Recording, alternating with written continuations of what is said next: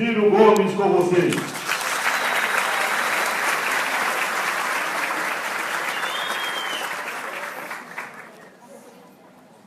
Muito boa noite a todas e a todos.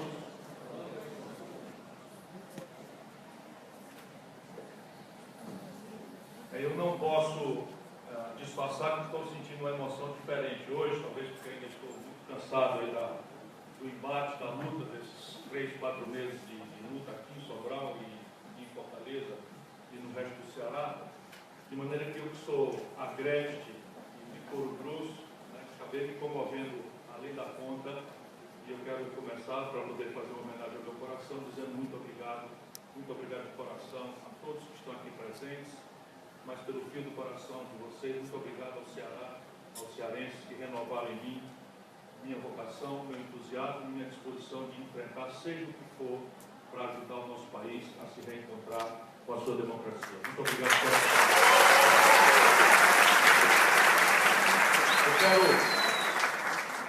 por Eu quero cumprimentar o meu prefeito, exemplo de homem público, velho e querido amigo, companheiro, Bebeu, uma honra muito grande. Quero cumprimentar meu velho e querido companheiro, irmão de muitas lutas, deputado federal Leandro Cristina.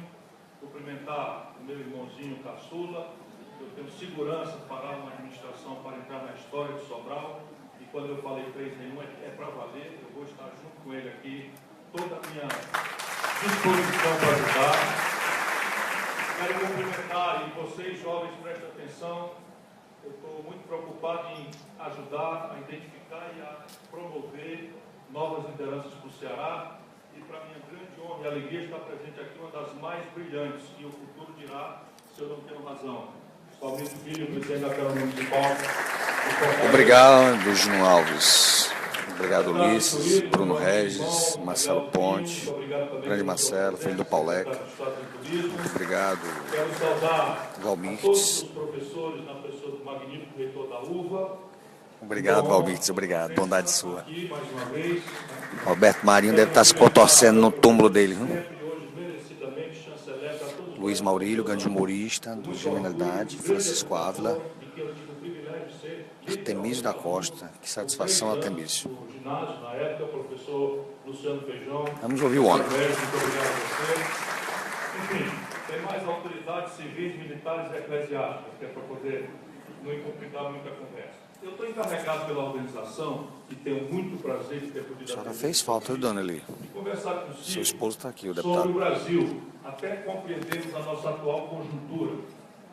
E isso, naturalmente, vai me obrigar a pedir desculpas antecipadamente por ter que ser superficial, omisso e telegráfico, porque esse adorado monstro, essa adorada esfinge, que é o nosso complexíssimo país, não é para amadores. É um país desafiador da própria inteligência do mundo, por um conjunto de peculiaridades que só nós vivenciamos. Então eu vou ser omisso, vou ser telegráfico, vou ser necessariamente superficial em algum momento, ao longo de 50 minutos, que é o que a organização me encarregou, e ao cabo dos quais eu tentarei responder perguntas, questionamentos, antagonismos, livremente, de aqueles que queiram participar, sem qualquer tipo de reserva de tempo, de assunto, ou de discordância ou concordância, porque eu também aprendo muito nesses encontros. Para entender o Brasil de hoje, é preciso que a gente remonte às nossas origens, ainda que o mais brevemente possível. A gente vive de lapsos temporais, lapsos históricos, e alguns deles merecem a pena ser mencionados, porque não são triviais.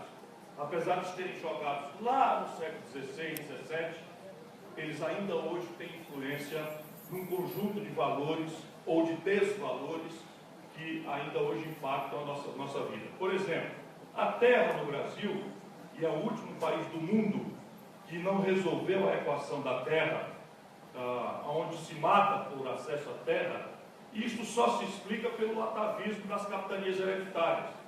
Quando o Brasil foi colonizado, nosso território não era uma área pública, ele foi retalhado e entregue a famílias, e depois essas famílias foram repartindo em datas e sesmarias, de maneira que a terra entre nós, ainda hoje, está diminuindo, mas ainda hoje, o MST que o diga, o VV, o advogado dos trabalhadores rurais, que lembra, a terra no Brasil ainda hoje não é um mero fator de produção como é no mundo inteiro.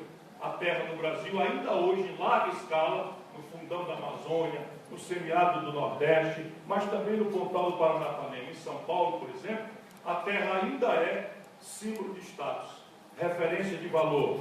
Daí vem, por exemplo, a expressão homens de bem. Até 1930 só podiam votar no Brasil os homens, ou seja, nascidos machos, as mulheres não podiam, e desde que fossem proprietários, ou seja, homens de bem. Depois a gente vai disfarçando como se esse bem fosse o antagônico de mal, mas não é, é homem de posses, né? O Brasil, por exemplo, é um país em que não se valoriza axiologicamente o trabalho como um valor.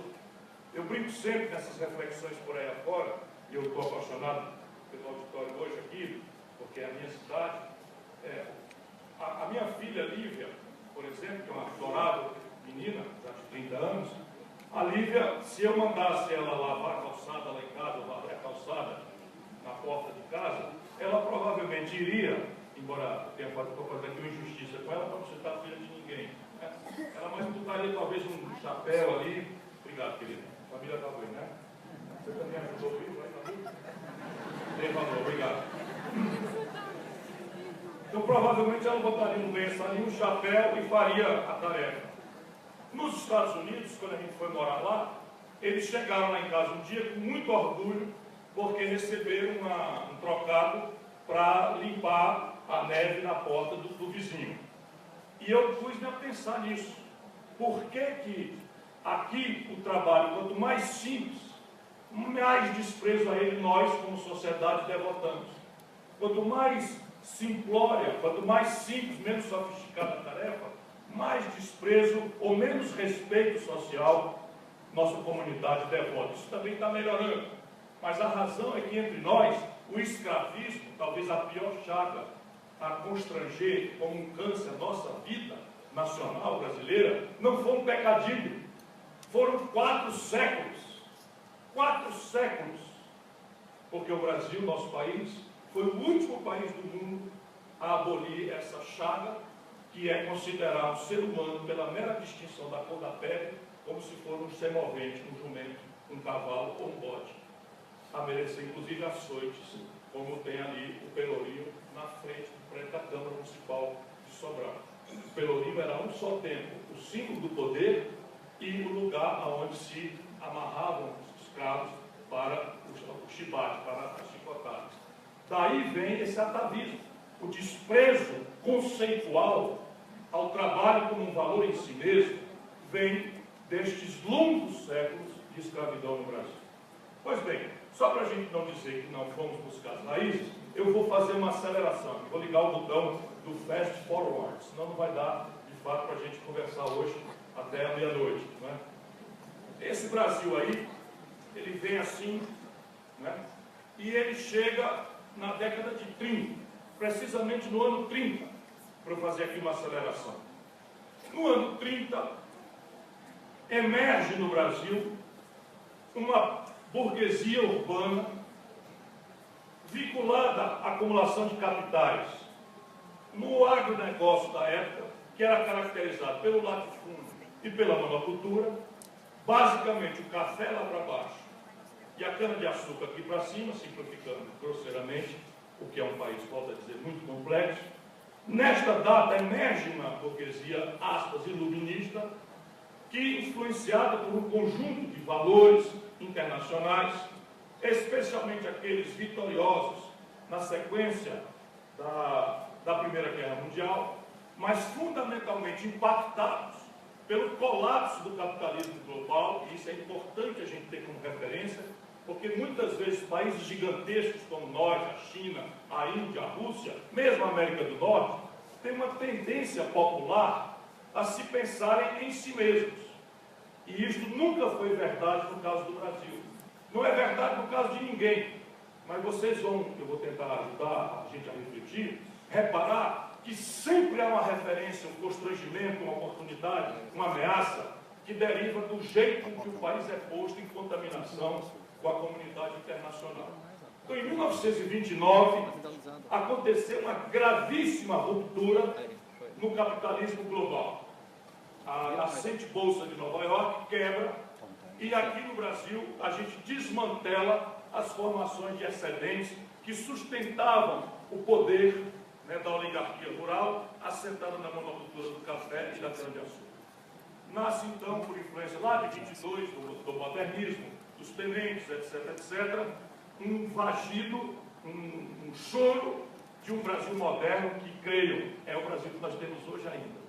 Nós devemos, o Brasil que temos hoje, parte central desse Brasil moderno, põe algumas aspas nessa expressão moderna, a esta ruptura que uma elite iluminista fez. Alô, galera. O Marcos agora vai pro banheiro. Daqui a um minuto ele volta. Naquela data, por exemplo, as mulheres não votavam. Já retorno. O voto não era secreto. Pelo contrário, Ele foi no banheiro. O voto era feito a bico de pena, na casa dos coronéis rurais, e ali se definiam. E o Brasil tinha feito um grande pacto, que chamava-se de política do café com leite, entre Minas Gerais e São Paulo. Esses excedentes se acumulavam ali e eles resolveram, num grande pacto, alternar. Uma vez o presidente era de São Paulo, outra vez o presidente era de Minas. Outra vez o presidente de São Paulo, outra vez o presidente de Minas. Sempre garantido pela não votação das mulheres, pela não existência do voto secreto, por a ideia de que só quem pode votar é proprietário, etc. Pois bem, houve ali em 30 uma ruptura, uma quebra de compromisso, porque Minas perdeu força e São Paulo cresceu em força. Olha lá como o carro. O Brasil muda muito para não mudar quase nada ao longo dos tempos. Então São Paulo resolveu roer a corda e impôs um paulista depois de um paulista. Isso é muito importante que quem tiver curiosidade de aprofundar, procure conhecer, porque tem tudo a ver com o Brasil de hoje e como é que pequenos grupos conseguem, para o bem e para o mal, interferir dramaticamente na nossa história nacional, mexendo com a vida de todos nós. Pois bem, naquela data, como São Paulo roeu a corda, houve um movimento de Minas Gerais com o Rio Grande do Sul, que já vinha com queixa, com parte importante do Nordeste, especialmente Paraíba, para se insurgir contra o jogo melado que São Paulo fez. E deu-se então a Revolução de 30.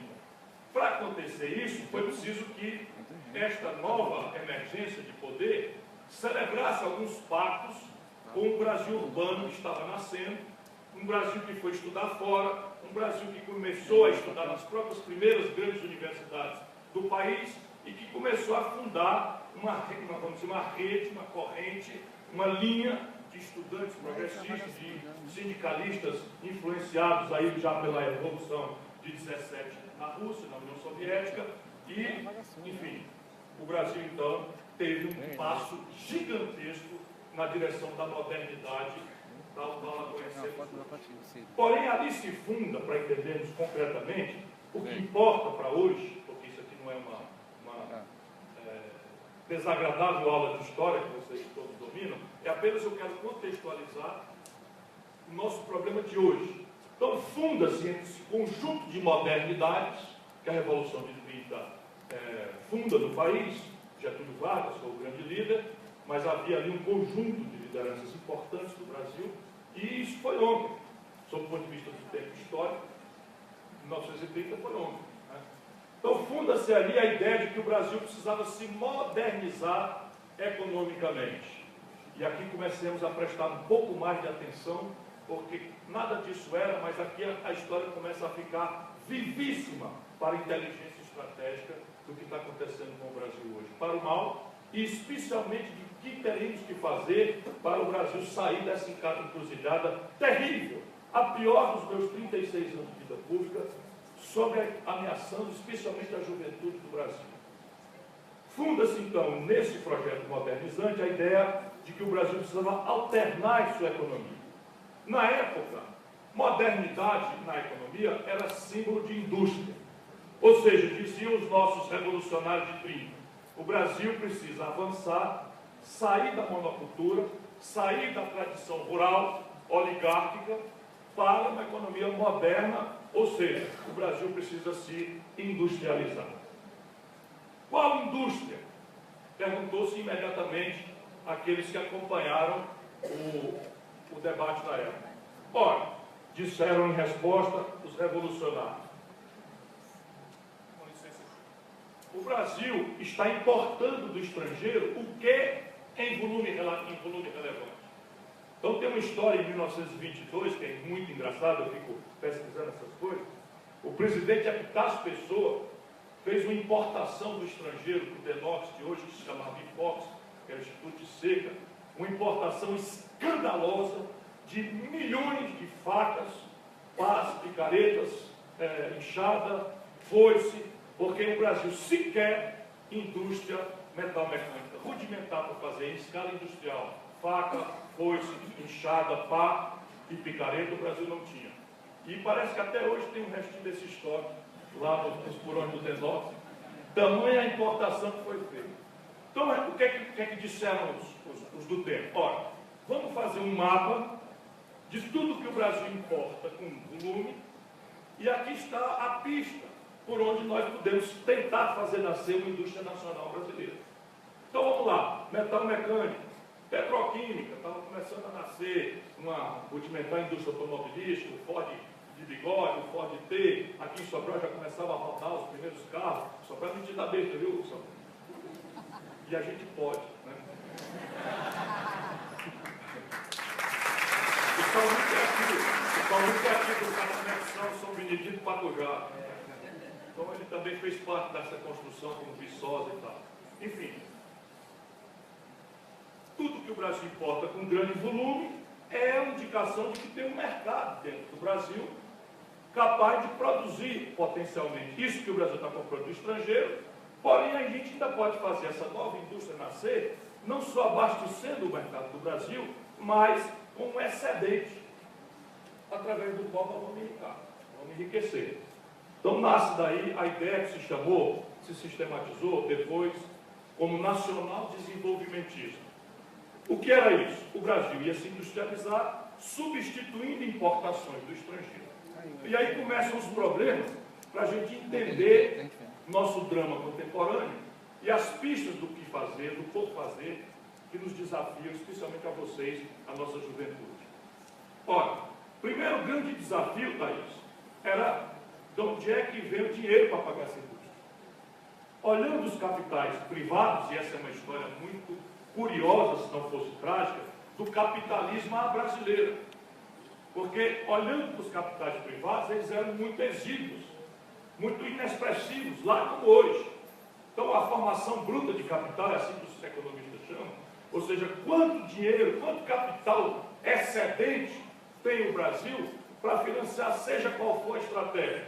Primeiro, lá como hoje, muito pouco. E lá pior do que hoje, ou talvez tão enquanto, era um capital pequeno e arisco a novidade.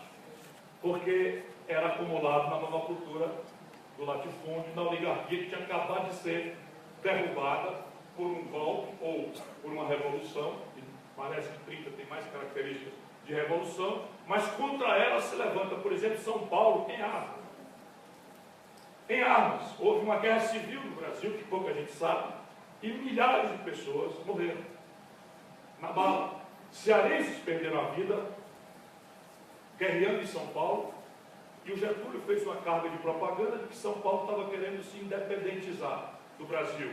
Mas parece ser histórico que foi mais propaganda maliciosa do Getúlio. O que São Paulo estava fazendo era a defesa da Constituição, que tinha sido revogada pelos revolucionários de 30. Mas, na verdade, era um entrechoque econômico de uma elite decadente, e esse capital, portanto, para industrializar o Brasil, não ia sair desse mapa. Nasce daí, para entendermos hoje as nossas contradições e os atalhos que funcionaram aqui e ali, mas deixam sempre um preço, nasce daí a ideia de fundar uma dívida externa para o Brasil. Ou seja, a falta de capitais locais, ou pela insubmissão do capital local, mínimo que seja, ao financiamento novo da modernidade nacional desenvolvimentista e industrializante, nós fundamos uma dívida externa no país, em dólar. Ora, abrindo parênteses, não é de todo errado o que aconteceu naquela data. Por quê? A natureza dos capitais financeiros da data era de um capital muito passivo, muito lento. e muito barato. Eu fiz a pesquisa nos Estados Unidos, quando eu passei esse período lá, e o contrato médio do Brasil, nas décadas de 40, 50, 60 e ainda 70, portanto quase 3 décadas e meia, o Brasil contratou empréstimos estrangeiros com 5 anos de carência, ou seja, contrato hoje e só começa a pagar daqui 5 anos, 12 anos de prazo para pagar em prestações de empréstimo e juro médio de 3,5% ao ano. Ainda coisa. 3,5% ao ano de juro ao ano naquela data. Então os brasileiros danaram a tomar dólar desse jeito, barato, e fazer Brás. Aí nasce a petróleo, Brás, Petrobras, nasce a eletricidade, Brás, Eletrobras, nasce a telefone, Brás, Telebrás, e a infraestrutura a isto correlata. 50 mil quilômetros de estradas asfaltados, né, Brasília, né, como eixo de integração nacional do território do país, Belém, Brasília, indústria automobilística, um rudimento de indústria eletroeletrônica, um portentoso processo industrial de têxteis, calçados, e o Brasil, então, vai por este caminho aí. Só para recuperar o sistema, a compreensão do sistema, porque tem a ver com o nosso desafio de hoje, ainda havia perguntas. Ora, eu não tenho dinheiro, bom, eu vou industrializar o Brasil substituindo coisas que eu compro do estrangeiro. Eu não tenho dinheiro, vou substituir a minha falta de dinheiro por um dinheiro emprestado, que na época era bom, bonito e barato. Mas eu também não posso deixar a minha indústria nascer e ela mal nascente, já exposta a uma competição internacional, que inclusive eu estava hostilizando especificamente. Ou seja, se eu faço a indústria nascer com o mercado aberto, o concorrente internacional que eu estava hostilizando ia praticar dumping, preços artificialmente baixos ou realmente baixos, porque já tinha maturidade de tecnologia, já tinha escala, e ele não ia deixar nascer num mercado relevante como o Brasil, uma indústria hostil, isso lá como cá, por isso que eu estou recuperando a história, que tem tudo a ver com nossos desafios contemporâneos e com a forma brilhante com que os nossos ancestrais, não são nem sequer ancestrais de ontem, tem muita gente viva que formulou essa estratégia brilhante do nosso país.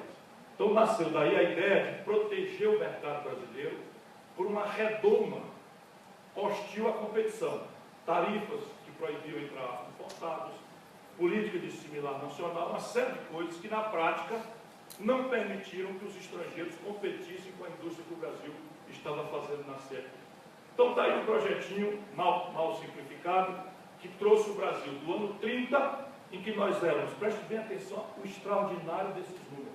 Nós éramos 82% do povo morando no campo, apenas 18%, quando acabou a guerra, 15 anos depois de 30, o dado é de 1945. Em 1945, quando acabou a Segunda Guerra Mundial, o Brasil tinha 82% do nosso povo morando no sertão, no interior, apenas 18% morando nas cidades, e o país não tinha indústria de nada, a não ser um rudimento de indústria têxtil do Matarazzo, ancestral do Eduardo Suplicy, lá de São Paulo, e do Delmiro Gouveia aqui para cima, ali do Pernambuco, Alagoas, etc. A Ernesto Diocleciano em Sobral também veio um pouco, né, que não existe mais, é uma indústria têxtil aqui, né, dos parentes da nossa magnífica vice-reitora, também aqui presente para a minha honra. E mais nada, tudo mais industrial o Brasil comprava do estrangeiro. Tudo o mais industrial o Brasil comprava do estrangeiro. Este projetinho, simplificado aqui para a consciência de vocês, tirou o Brasil dessa situação, e eu vou trazer até o ano 1980, para não cansar muito mais do que já estou cansando. Vou fazer um novo fast forward. Né? Em 1980, vou arbitrar que encerra-se um ciclo. Por que eu arbitro que se encerra um ciclo? Porque naquela data já vinha ali aos pandarecos, caindo aos pedaços, 73, 75, uma crise grave de petróleo, de preço de petróleo, e aí nós tínhamos uma ditadura, fomos empurrando a coisa com a barriga, lá como cá, não deixamos o nosso povo entender o que estava acontecendo, e em 1980, com uma crise financeira global, basicamente sediada nos Estados Unidos, lá como cá, o Brasil quebra. Porém, o que aconteceu entre 1945 e 1980? Sabe, isso são 35 aninhos. Volto a lembrar Isso é nada na história de uma nação. Os tempos históricos são aos séculos. Na Europa, conta-se há milênios. Nós estamos falando de 3 décadas e meia. Olha a transformação que esse país experimentou. Para o bem e para o mal. Para o bem, para que ninguém duvide de que essa nação é absolutamente extraordinária quando nós temos um consenso, ou pelo menos uma hegemonia clara do rumo a ser tomado. Isso em ambiente democrático, que não é nossa tradição, ou em ambiente autoritário, que lamentavelmente é a nossa tradição histórica.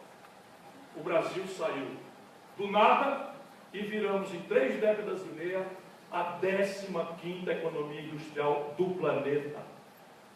Não há defeito genético na nação brasileira.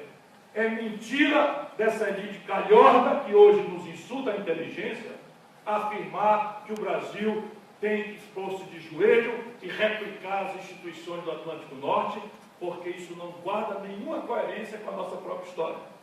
Eu achava, nesse momento da minha reflexão, que a China ia nos tomar o recorde histórico da história do capitalismo global, de crescimento complexo e acelerado, pois a China começou a bater o pino. A China não vai tirar o recorde brasileiro. Em 3 décadas e meia, nós crescemos, em média, 12% ao ano. 12% ao ano. Chegamos a crescer mais do que isso. Ninguém no mundo produzia essa façanha. Ninguém. Por este caminho consensado, com lideranças exuberantes, com uma identidade cultural florescente. É dessa data o cinema novo, é dessa data a Bossa Nova, é dessa data Brasília, é dessa data o presidente Juscelino Kubitschek, o mais popular da nossa história.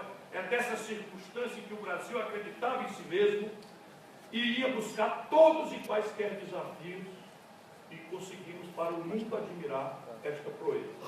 Porém, veio uma ditadura. A ditadura se deu por razões óbvias, mas é importante recuperar hoje já com uma certa distância histórica. O mundo do pós-guerra, este mundo onde nós fizemos esse nosso experimento extraordinário, rachou-se em preto ou branco. Não havia mais nuances ideológicas e parecia que a humanidade, lá como cá, não tinha mais como construir experimentos institucionais autônomos. Tratava-se apenas de replicar a institucionalidade do capitalismo, liderado pelo grande vitorioso da guerra, pelo Ocidente, América do Norte, ou imitar a institucionalidade também do outro grande vitorioso da guerra, a União Soviética. Não tem mais cinza, é preto ou é branco.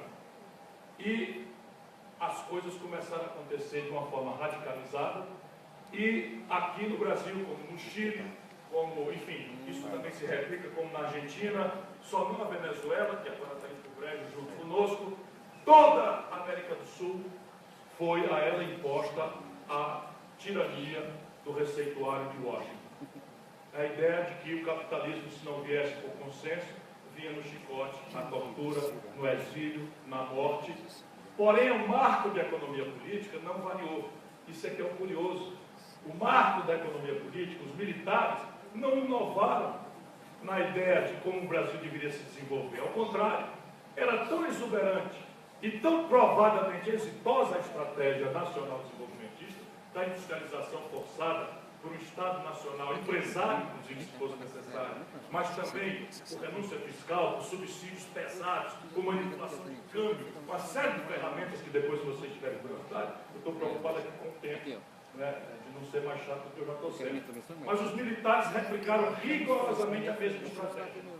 Isto é fenomenal. Porém, em 1980, a máquina começa a claudicar.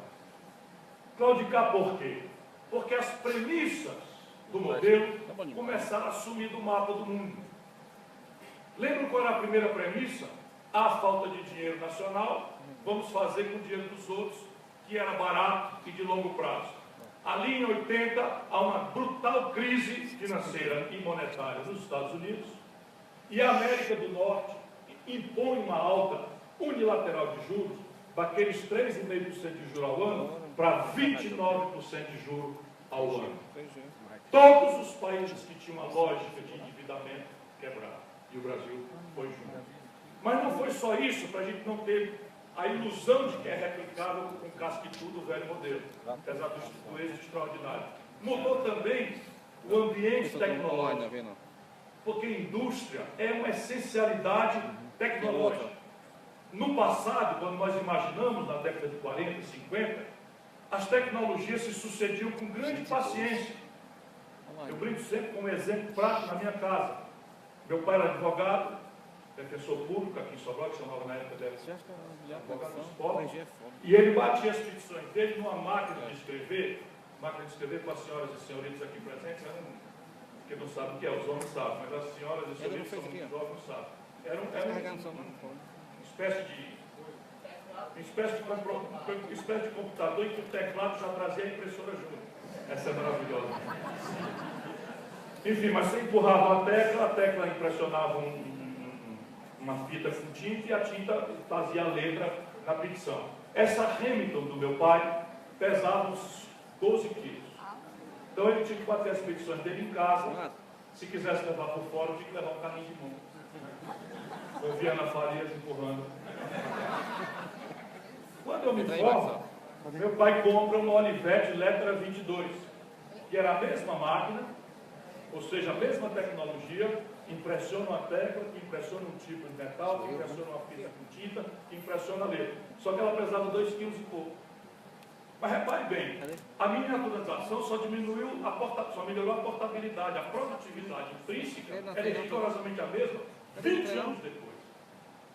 Desde 80 e agora, dramaticamente, se você botar isso na cabeça, principalmente a esquerda antiga, né? Estou falando dos nossos velhos amigos. Assim, é preciso ter essa clareza. Hoje, os ciclos tecnológicos se sucedem por dia, por hora. Nas fronteiras do conhecimento humano, biotecnologia, engenharia genética, robótica, novos materiais, supercondutores, nanotecnologia que está na lei, isso hoje está se sucedendo por minuto. De maneira que, se no passado era possível a gente sair atrasado, adotando uma tecnologia alemã de 20 anos na linha de montagem da Volkswagen, na hora que a gente montava, a gente passava 10 anos contemporâneo do último estágio de tecnologia que o Fusca alemão vivenciava. Hoje é o seguinte: se a gente botar uns bilhões de dólares aí para gerar um chip brasileiro, eu não duvido que a gente consegue. O problema é que provavelmente nós vamos chegar no 486. E a grande pergunta é: para que serve um 486 em termos de Pentium, Dual Core, Quad-Core? Né, já passou, até o Quad-Core já está atrasado. Qual é o novo, assim? Vou atualizar minha palestra. i7. Tá vendo? É assim, até a minha palestra, eu estudo pra cacete, já está desatualizado. Neste ponto.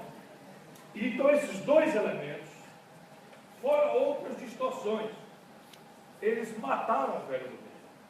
E o velho modelo produziu o Brasil que temos, para o bem e para o mal. Para o bem, eu já falei, nós viramos a 15ª economia industrial do mundo. Para o mal, nós temos, por exemplo, a pior desigualdade, o Bebel já mencionou, entre todas as economias organizadas do mundo. A nossa economia brasileira é a piormente distribuída no planeta.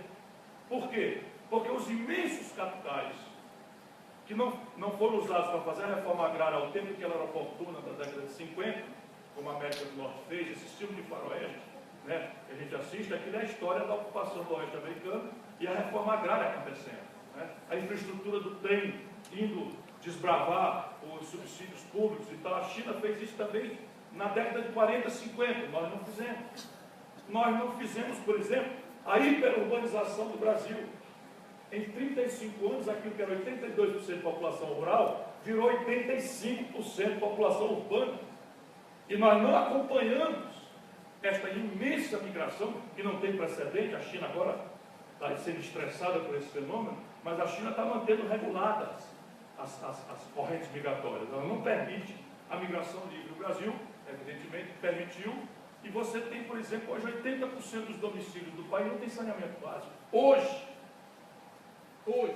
porque os dinheiros para fazer o saneamento básico, o ordenamento urbano, foram aplicados na infraestrutura e na industrialização e na concentração de renda para fundar um capitalismo moderno no país. Então, com a distância crítica, aí está, a explicação muito superficial, naturalmente, o Brasil que temos hoje. E aí, agora eu vou desacelerar um pouco o flash forward.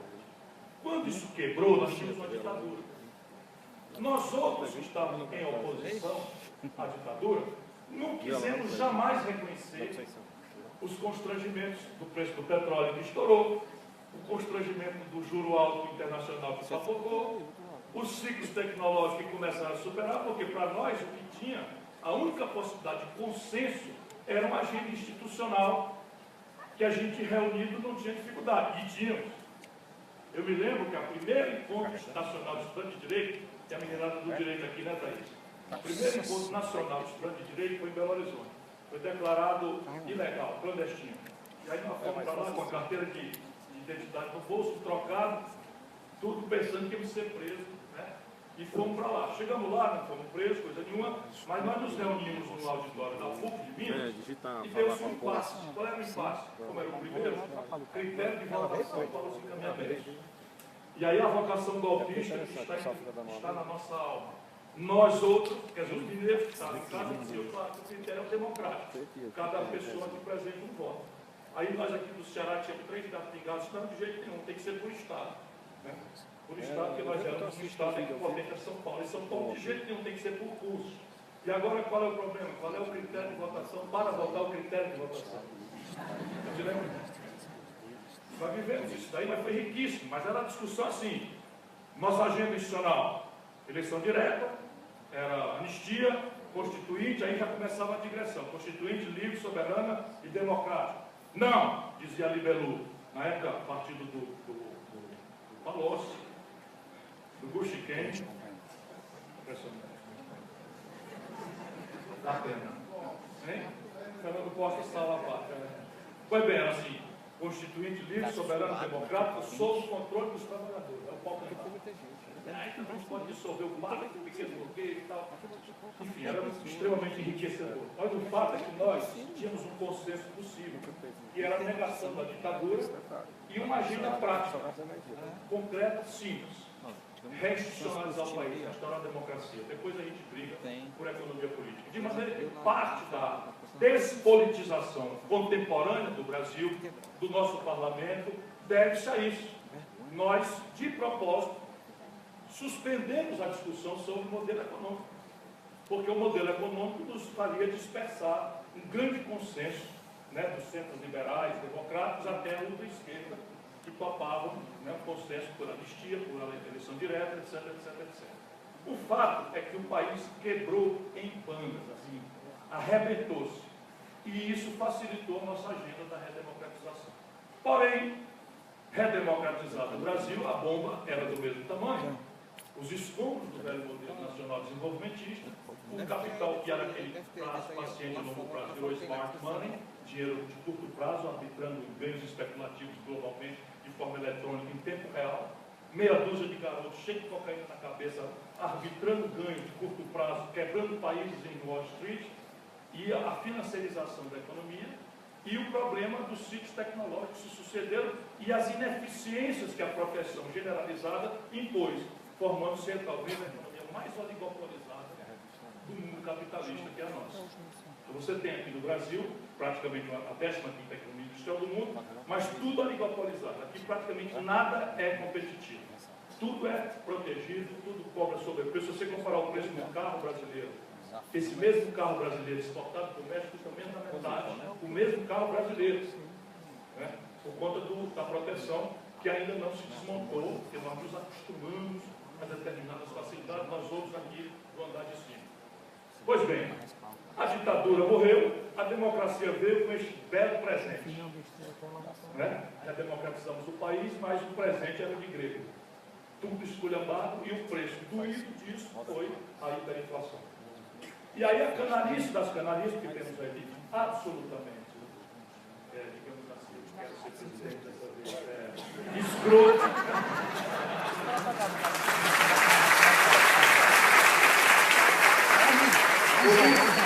Os vão da economia não nos servem, porque eles não compreendem. Eu frequentei essas universidades por aí fora, nos Estados Unidos todos, eles não compreendem Chicago, por exemplo, no mundo inteiro, a inflação é uma doença da moeda.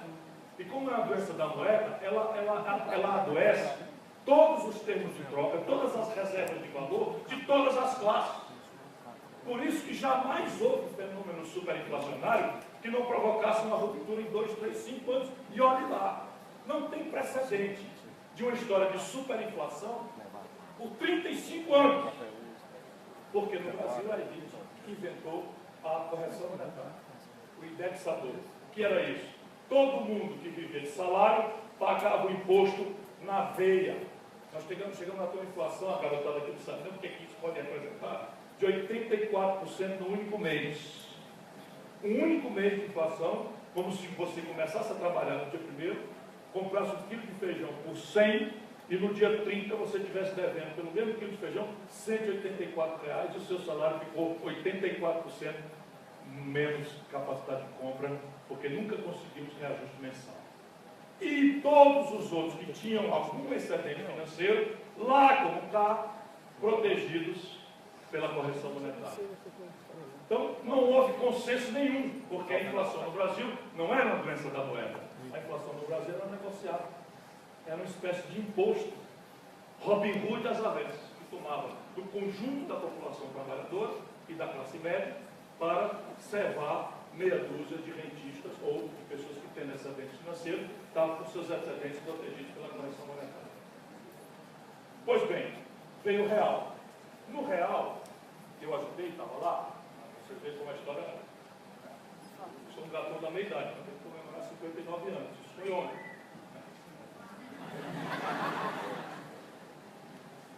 Me desorientou aqui. A gente tinha um problema, que eram os escombros deste modelo, mas o dissenso na política absolutamente generalizado, na medida em que nós, da oposição, estávamos agora no poder, tínhamos simplificado grosseiramente o diagnóstico da crise com vistas a derrubar os militares, a derrubar o regime. E agora nós estávamos num pepino que era não conscientizar do povo, a gente conseguir ter força política para desmontar essa grande negociação. E aí havia uma discussão, né? E acabamos vencendo aqueles outros que estávamos ali, Fernando Henrique, eu, Tasso Gereissati, como se pequeno. Dói em mim dizer isso. Cada vez que o nome vem, eu sei vou tentar esquecer. Aí, o Serra sabotou como pôde. Aí estavam os técnicos, especialistas, Delano Rezende, Edmar Baixa, Winston Frist, Helena Landau, Gustavo Franco, Pedro Malan, etc. Então a ideia nossa era o seguinte: vamos desmontar esse processo inflacionário com um truque sério, um truque bem intencionado. Com isso a gente derruba a inflação, restaura o consenso no país contra a doença da moeda, pelo programa de desindexação, ou seja, ameaçando todo mundo com a doença da moeda, e com isso a força vem para a gente fazer o redesenho do modelo de economia política que o país precisa depois do colapso do nacional desenvolvimento.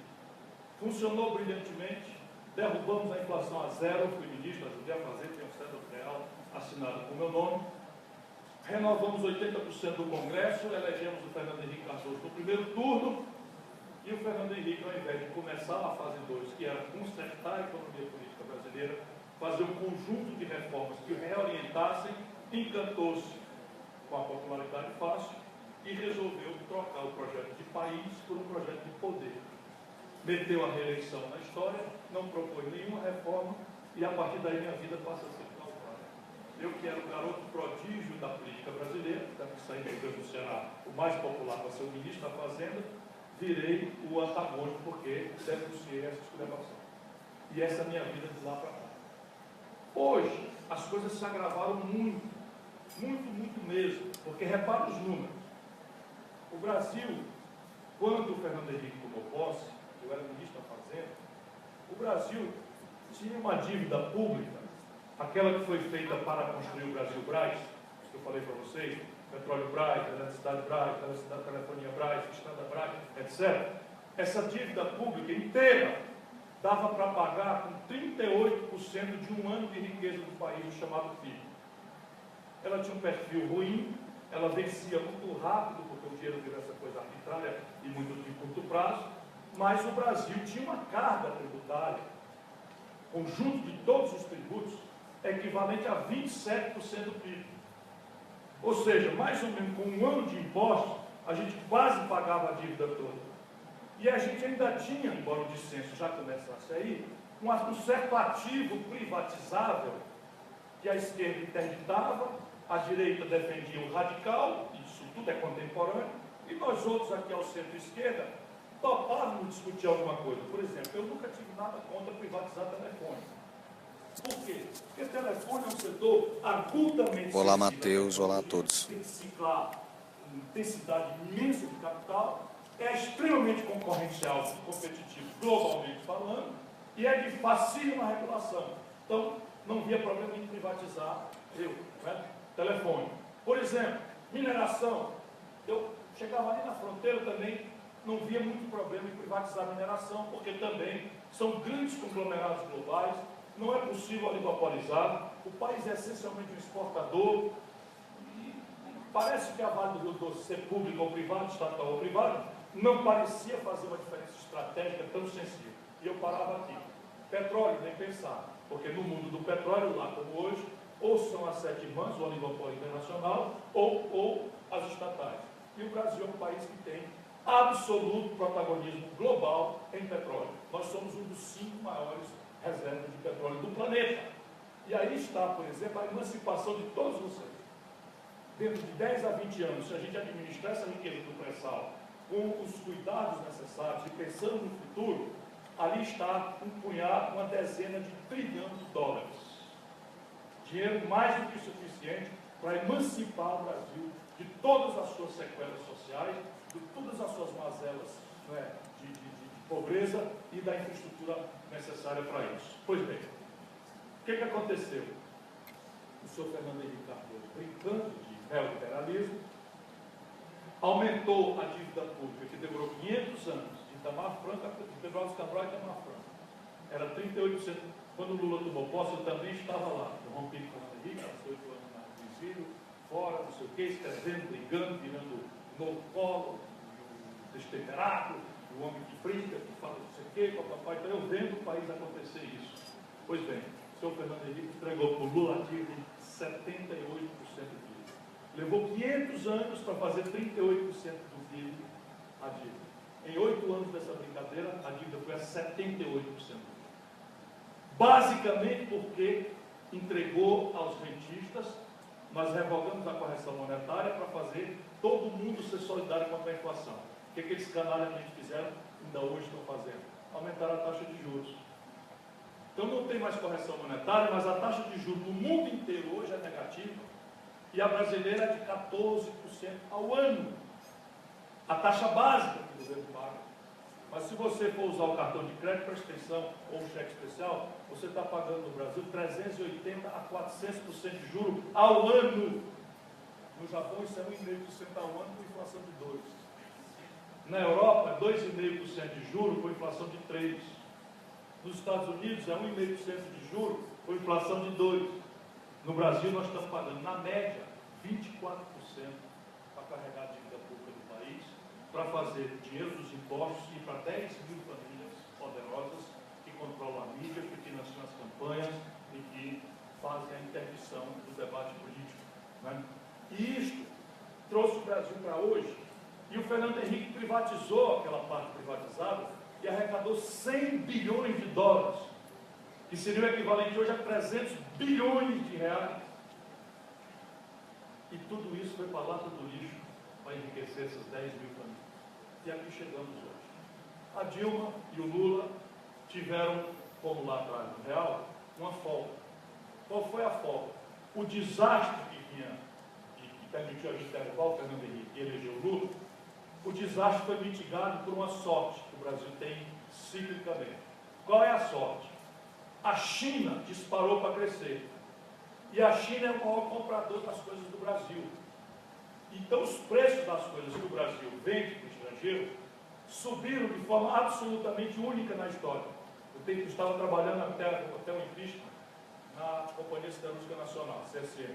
Pois bem, a gente estava vendendo em 2013 para 2014 uma tonelada de minério de ferro por $190. Quando a Dilma caiu, nós estávamos vendendo a mesma tonelada por 38 dólares. Quando nós fizemos a lei de partilha, nós estávamos vendendo um barril de petróleo, esse do pré-sal, por 110 dólares o barril, o maior preço da história. Quando a Dilma caiu, nós estávamos vendendo o mesmo barril de petróleo por 30 dólares. E assim sucessivamente. Então o que é que aconteceu? O Brasil, com o Lula e o primeiro momento da Dilma, teve esses desequilíbrios nas contas do velho modelo falido, mitigados por uma montanha de dinheiro que começou artificialmente a entrar no Brasil, porque os preços dos produtos brasileiros artificialmente viveram esse ciclo de supercommodities. Quando esses preços caíram, aquela velha fratura, o velho buraco, o velho rombo, do velho modelo que se desmontou e foi agravado os desequilíbrios pelo quadro tremendamente ruinoso do Fernando Henrique, trouxeram para nós o seu custo. E qual é o custo? O custo básico, eu vou terminar. O custo básico é o seguinte, de fora para dentro. Concordo, viu, Valmente? Realmente foi um bom mesmo, tipo como se fosse um mapa do Brasil, né? Entre a gravata. Impressionante. Tira uma foto aí, faz um print aí. Fantástico. Impressionante. Se tiver pouca banana, o preço da banana sobe. Pois bem, se você tiver uma monstruosa necessidade de dólar para pagar as contas, porque nosso modelo de consumo, está todo mundo com o celular na mão, estou falando do microfone, a luzinha da mesa de som está ali, isso tudo é importante. O buraco na conta do Brasil hoje, com o estrangeiro, em matéria industrial, já passa de 130 bilhões de dólares em um ano, se o país retoma o crescimento. E aí, a gente pagava essa conta com soja cara, com minério de ferro caro, com petróleo caro. Caiu os preços. Então, nós temos um buraco na conta do Brasil em dólar, e aí você tem uma brutal necessidade de dólar. O que acontece com o preço do dólar em real? Sobe. Ninguém precisa ser economista. Então, o real, que era, você precisava de R$ 2,40 para comprar um dólar, você precisou, ali quando a Dilma caiu, de R$ 4 para comprar o mesmo dólar. E alguém pode dizer, mas doutor, eu não compro dólar, não tem nada a ver com isso. Aí você se engana, você não compra dólar, mas você come pão de manhãzinha cedo em casa, ou come pizza no sábado para namorar. Pois bem, no Cícero, né? Que eu recomendo.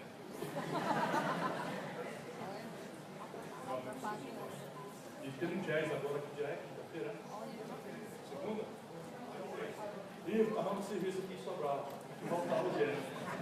Pois bem, você compra pizza e compra pão e pizza é trigo, trigo é dólar, porque o Brasil não produz trigo com suficiência e a gente compra do estrangeiro em dólar. Você não compra dólar, mas compra remédio, que Deus o livre, qualquer coisinha.